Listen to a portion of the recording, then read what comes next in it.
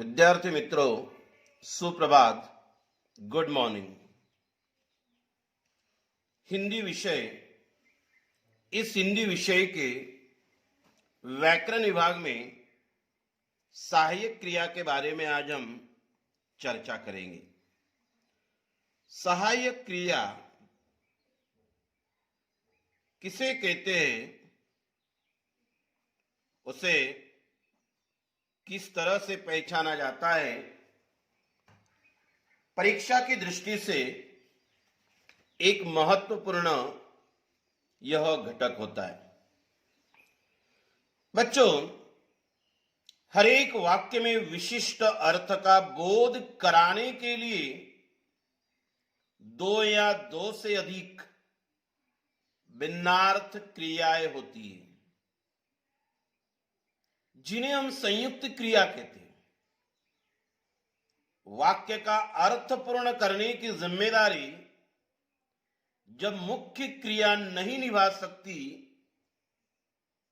तब जो क्रिया मुख्य क्रिया के बाद प्रयुक्त होती है, वह वाक्य का भाव या अर्थ स्पष्ट करती है।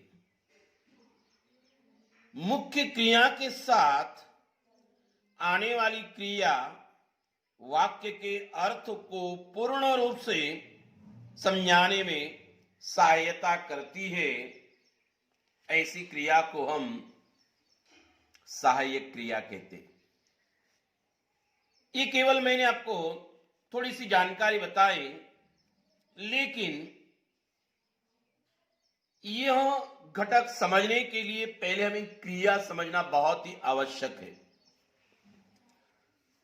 थोड़ी क्रिया की जानकारी हम लेते हैं। कोई भी वाक्य में एक कर्ता, कर्म, क्रिया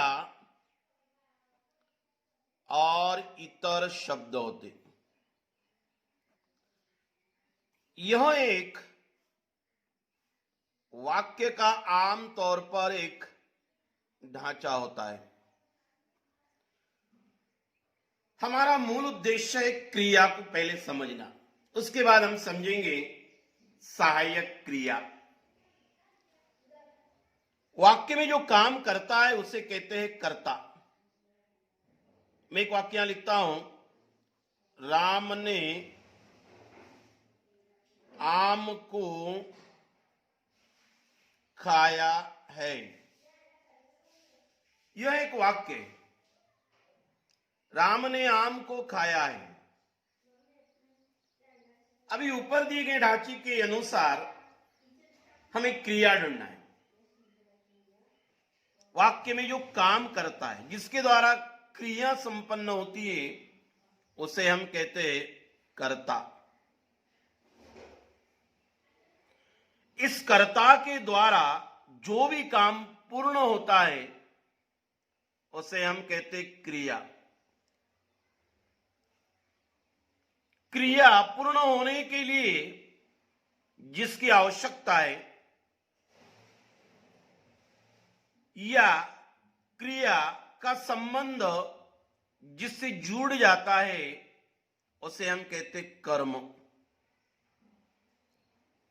असल में यह वाक्य सकर्मक है। बचे हुए शब्द जो होते हैं वह इतर शब्द में आते हैं। तो यहां खाने का काम राम कर रहा है, मतलब ये हो गया कर्ता। कर्ता के द्वारा जो भी काम पूरा हो रहा है उसे कहेंगे क्रिया। तो मैं कहूंगा राम क्या कर रहा है, तो आपका जवाब आएगा खाने का काम कर रहा है, क्रिया कर रहा है। तो राम के द्वारा जो भी काम पूरा हो रहा है उसे हम कहेंगे क्रिया। तो खाया ये शब्द क्रिया हो जाता है, क्योंकि क्रिया का ही अर्थ होता है काम। क्रिया का अर्थ क्या होता है? काम।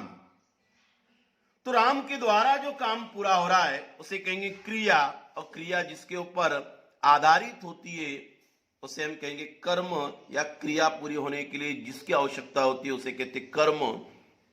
ये वाक्य बन गया सकर्मक। तो बच्चों आपको क्रिया समझ में आई होगी। किसे कहते क्रिया। उसके बाद हम जाएंगे सहायक क्रिया की ओर।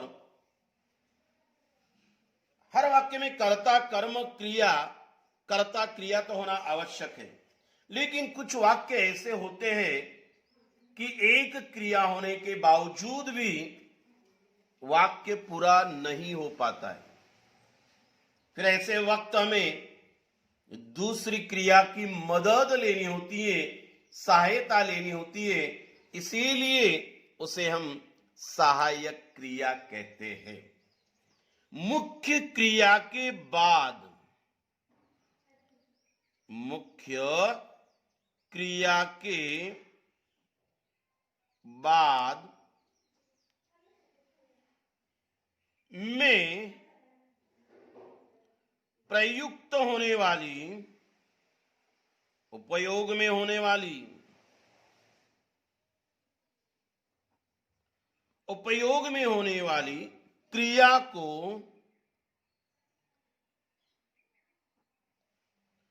सहायक क्रिया कहते हैं। ये उसकी परिभाषा हो चुकी है, व्याख्या हो चुकी है। मुख्य क्रिया के बाद में प्रयुक्त होने वाली, उपयोग में होने वाली क्रिया को हम सहायक क्रिया कहते हैं। अभी इसका हम उदाहरण लेते हैं। अभी उदाहरण के तौर पर कभी हम देखते हैं एक वाक्य,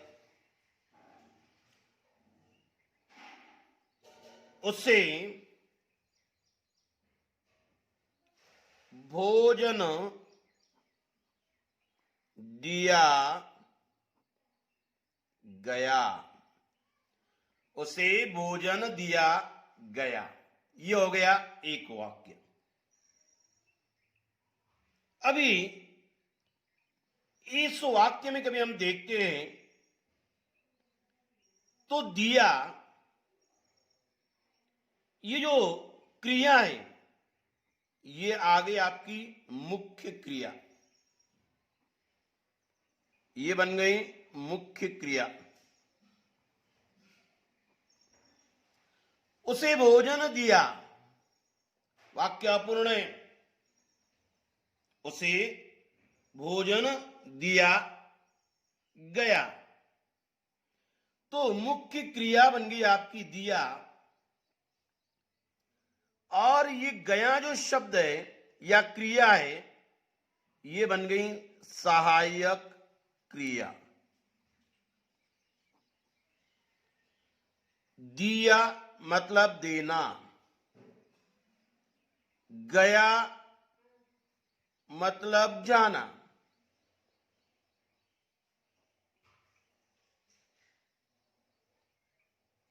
ये जो वाक्य है गया से बनता है जाना, मतलब देना मुख्य क्रिया के साथ जाना सहायक क्रिया का प्रयोग हो चुका है। बच्चों परीक्षा में आपको सहायक क्रिया पहचानने के लिए कहते हैं। इसके कुछ और जानकारी हम लेते हैं। असल में इसकी कुछ सूचनाएं आपको बताना चाहता हूं। क्या सूचनाएं हैं? नंबर 1, सहायक क्रिया का स्थान, सहायक क्रिया का स्थान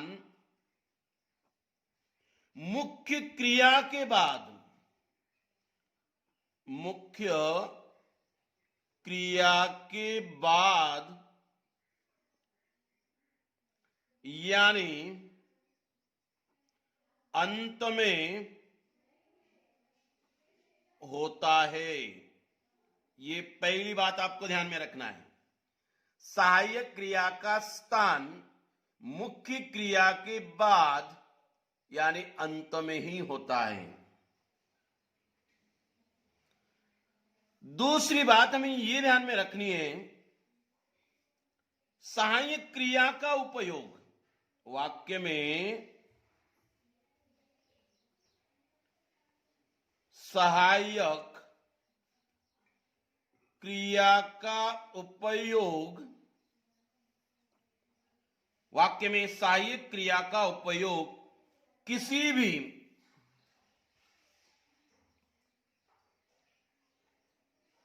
काल में हो सकता है, काल में हो सकता है। ये दूसरी बात आपको ध्यान में रखना है। तीसरी बात आपको ये ध्यान में रखना है, सहायक क्रिया जुड़ने पर ही वाक्य पूर्ण बनता है।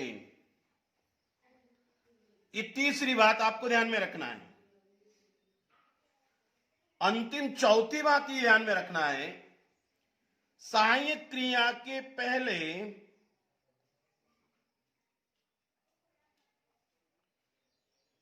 सहायक क्रिया के पहले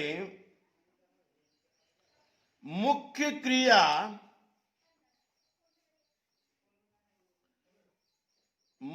क्रिया का होना अनिवार्य, मतलब आवश्यक है। ये चार नियम आपको बच्चों ध्यान में रखना है। नंबर 1, सहायक क्रिया का स्थान मुख्य क्रिया के बाद यानी अंत में ही होता है। वाक्य में सहायक क्रिया का उपयोग किसी भी काल में हो सकता है। सहायक क्रिया जुड़ने पर ही वाक्य पूर्ण बनता है। सहायक क्रिया के पहले मुख्य क्रिया का होना अनिवार्य है, आवश्यक है। और इसको कभी हम देखते हैं अच्छे से विस्तार से, तो मैं आपको एक उदाहरण लेकर यहां समझाता हूं। अभी एक वाक्य में यहां लिखूंगा, वाक्य है शिकारी ने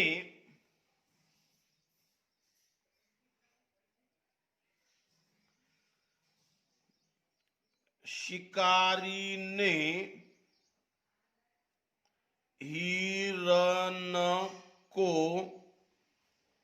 मार।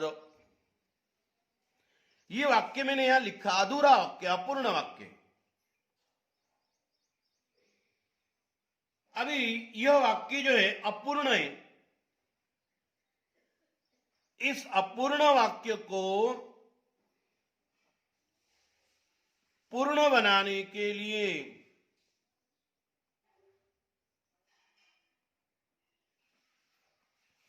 सहायक क्रिया कैसे जुड़ती है, इसकी हम चर्चा करेंगे। अभी शिकारी ने हिरण को मार, उसमें मैं सहायक क्रिया जोड़ रहा हूं। शिकारी ने हिरण को मार, अभी मैंने जोड़ दिया गिराया। शिकारी ने हिरण को मार गिराया, ये वाक्य मैंने यहां जोड़ दिया है। अभी ये उपरोक्त वाक्य जो मैंने लिखा है, इस वाक्य में आई हुई क्रिया मुख्य है और जुड़ने वाली क्रिया सहायक है। ये आई हुई क्रिया है, मार ये आई हुई क्रिया है। इसको मैंने जो जोड़ दिया है, ये बन गई सहायक क्रिया। वाक्य तैयार बन जाएगा आपका। क्या वाक्य बनेगा? शिकारी ने हिरण को मार गिराया। मार ये मुख्य क्रिया, उसके अंत में जुड़ने वाली ये सहायक क्रिया। मतलब सहायक क्रिया के पहले में मुख्य क्रिया आना जरूरी है। ये आ गई। सहायक क्रिया अंत में ही आती है, कौन से भी काल में आती है, मतलब हमारे नियम के अनुसार ये वाक्य परिपूर्ण है। अभी सहायक क्रिया संबंधी हमें प्रश्न पूछा जाता है। सहायक क्रिया चुनना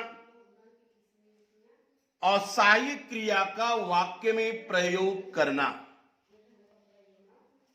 बच्चों, सहायक क्रिया चुनना अत्यंत आसान है, जो हमने ऊपर देख लिया। परीक्षा में ऐसा प्रश्न में आया, निम्नलिखित वाक्यों से सहायक क्रिया चुनकर या छाट कर लिखिए। परीक्षा में यह वाक्य जैसे हमें आ गया, शिकारी ने हिरण को मार गिराया, तो जो सहायक क्रिया होगी मेरी वह गिराया। जवाब मेरा रहेगा, उत्तर मेरा रहेगा गिराया। उसके आगे मैं योजक चिन्ह का उपयोग कर कर मैं उसका मूल शब्द लिखूंगा, गिराया, गिराना। ये बन गया मेरा जवाब। तो सहायक क्रिया चुनना बड़ा आसान है, पर मूल क्रिया को वाक्य में सहायक क्रिया की तरफ प्रयुक्त करना बिना अभ्यास से जरा कठिन होता है बच्चों। इसीलिए कुछ बातों की ओर हमें ध्यान देना आवश्यक है। अभी मूल क्रिया में होने वाला ना धातु होता है, जैसे सकना,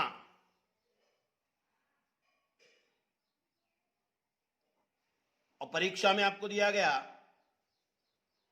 निम्नलिखित मूल क्रिया का सहायक क्रिया के रूप में वाक्य में प्रयोग कीजिए।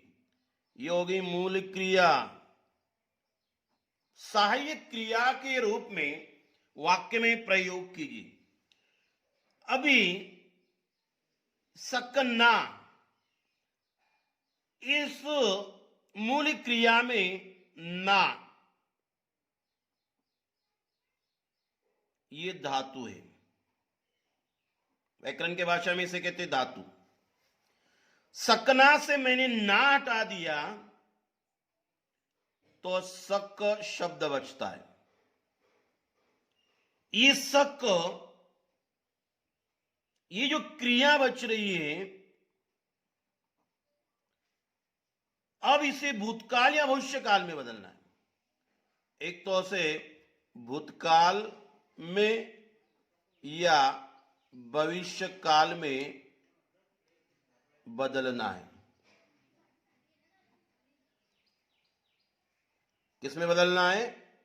एक तो आप भूतकाल में बदलिए या भविष्य काल में। दोबारा मैं कह रहा हूं, सकना हमें क्रिया दी चुकी है, मूल क्रिया, उसका सहायक क्रिया के रूप में वाक्य में प्रयोग करना है। तो सकना का ना जो होता है वो धातु है, बचा हुआ शब्द सक। ये जो क्रिया है, एक तो उसे भूतकाल में बदलिए या भविष्य काल में बदलिए। अभी उसको सक को कभी मैं भूतकाल में बदलता हूं तो शब्द मिलेगा मुझे सका। इसी सक को मैं कभी भविष्य काल में बदलता हूं तो मिलेगा सकेगा। यह बन गया भूतकाल, यह बन गया भविष्य काल। अभी इन दो क्रियाओं को लेकर मैं सहायक क्रिया के रूप में वाक्य में प्रयोग करूंगा। नियम ऐसा है, इन रूपों का मुख्य क्रिया के अंत में प्रयोग करना आवश्यक है। अभी मुख्य क्रिया पहले आनी चाहिए, फिर उसके बाद सहायक क्रिया आनी चाहिए। अभी मुख्य क्रिया मैंने कभी कर शब्द ले लिया तो सका बनेगी सहायक क्रिया। यह हो गया आपका भूतकाल में। भविष्य काल में कभी मैंने मुख्य क्रिया कर ले लिया तो भविष्य काल की क्रिया बनेगी सकेगा, मतलब कर सका, ये हमें मिल जाएगा। भविष्य काल में मिलेगा कर सकेगा। अभी इसके आगे मुझे वाक्य जोड़ना है।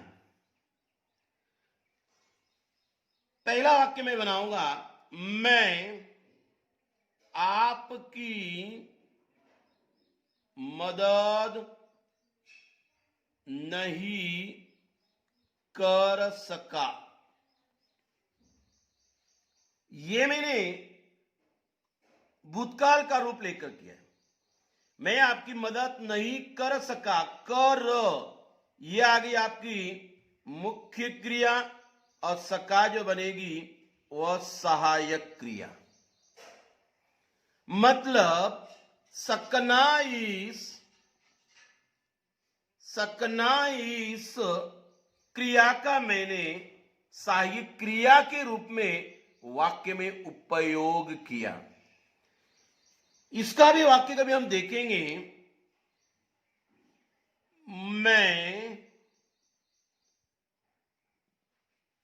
आपकी मदद नहीं कर सकूंगा। मैं आपकी मदद नहीं कर सकूंगा, ये भी भविष्य काल है। ये बन गई आपकी मुख्य क्रिया और सकूंगा बन गई सहायक क्रिया। इसका मतलब सहायक क्रिया को हमने दो तरीके से देखा है। एक तो सहायक क्रिया चुनकर लिखिए, एक तो क्या सहायक क्रिया चुनकर लिखिए या क्रिया का सहायक क्रिया के रूप में उपयोग कीजिए।